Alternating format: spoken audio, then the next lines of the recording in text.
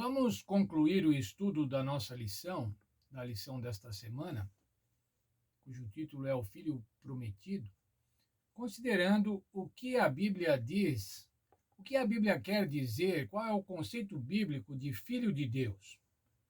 O que a Bíblia quer dizer com esta expressão, filho de Deus? Primeiramente, irmãos, a Bíblia diz que Adão é filho de Deus. Se olhar lá na genealogia de Jesus, no livro de Lucas, no capítulo 3, lá no verso 38, chega-se assim: filho de Adão, filho de Deus. Portanto, irmãos, a Bíblia diz que Adão era filho de Deus. Quero ler com vocês um texto da página 28 do livrinho que eu já recomendei, este daqui, o livro de Hebreus, não é? Hebreus, o livro do pastor Félix Cortez. Quero ler o primeiro texto falando sobre a filiação de Deus, os filhos de Deus, os seres humanos. Os seres humanos, porém, abusaram dos seus privilégios dados por Deus, desgastando a relação pai-filho. A imagem de Deus na humanidade foi severamente danificada e sua capacidade física, mental, espiritual e relacional foi drasticamente reduzida. Assim, os seres humanos perderam sua herança e um novo governante usurpou o domínio deste planeta. Quando nossos primeiros pais se afastaram da vontade de Deus ou pecaram, a humanidade foi cada vez mais desgastando, esgarçando a sua relação de filiação com Deus, tornando-se quase que estranhos, tornando Deus um Deus estranho. Mas veja lá, então, irmãos, quando isso aconteceu, Satanás usurpou o domínio dessa terra e tornou-se o príncipe dessa terra. Por quê? Porque os filhos de Deus, a partir de Adão, não honraram esta condição de ser filhos de Deus. De que maneira honrariam essa condição? Obedecendo à vontade de Deus. Obedecendo de uma maneira sem qualquer dúvida, sem qualquer reparo, obedecendo plenamente à vontade de Deus. Bem, irmãos, mas o Senhor nos abandona a humanidade e Ele chama agora um povo especial, um povo que vai abençoar as outras nações, um povo missionário, um povo que deveria ser missionário, deveria ser representante de Deus.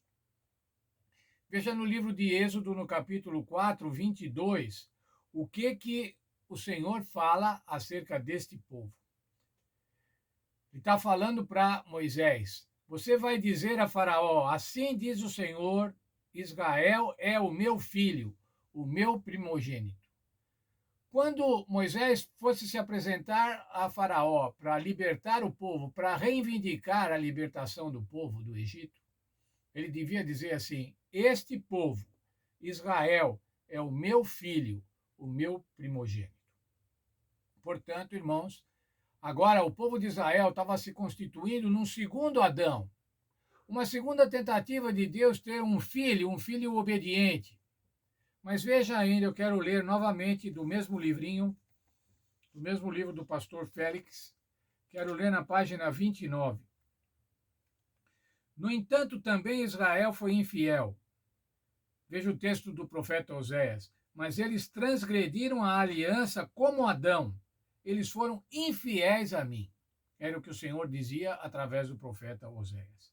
Em virtude disso, o povo de Israel perdeu seu direito à herança e seu domínio foi dado a outras nações, Babilônia, Média, Pérsia, Grécia e Roma, respectivamente.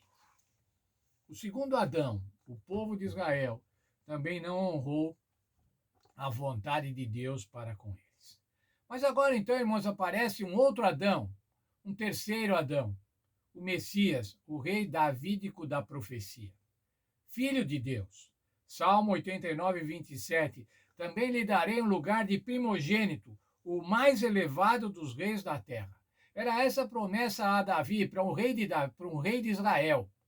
Mas isso passou de Israel porque eles foram infiéis e agora essa profecia se aplicou ao Senhor Jesus Cristo. Um primogênito, Um primogênito não era necessariamente aquele que tinha nascido em primeiro lugar, mas o primogênito era o mais importante, era o principal. Então veja, Adão era filho de Deus, o povo de Israel era filho de Deus e agora o Senhor Jesus Cristo, o último Adão, é também filho de Deus e nele foram cumpridas as profecias. Veja o texto do apóstolo Paulo em 1 Coríntios 15, 45. O primeiro Adão foi feito alma vivente. O último Adão, espírito vivificante. Veja, irmãos, alma vivente, ser humano. O primeiro Adão era um ser humano. O último Adão, ou seja, o Senhor Jesus Cristo, é espírito vivificante. Por quê? Porque ele ressuscitou e é capaz de conceder vida. Ele é vivificante, ele dá vida eterna. Nós vimos ainda no estudo dessa lição a declaração do Senhor Deus, falando sobre Jesus. Este é meu filho amado em quem me comprazo. Mateus 3, 17.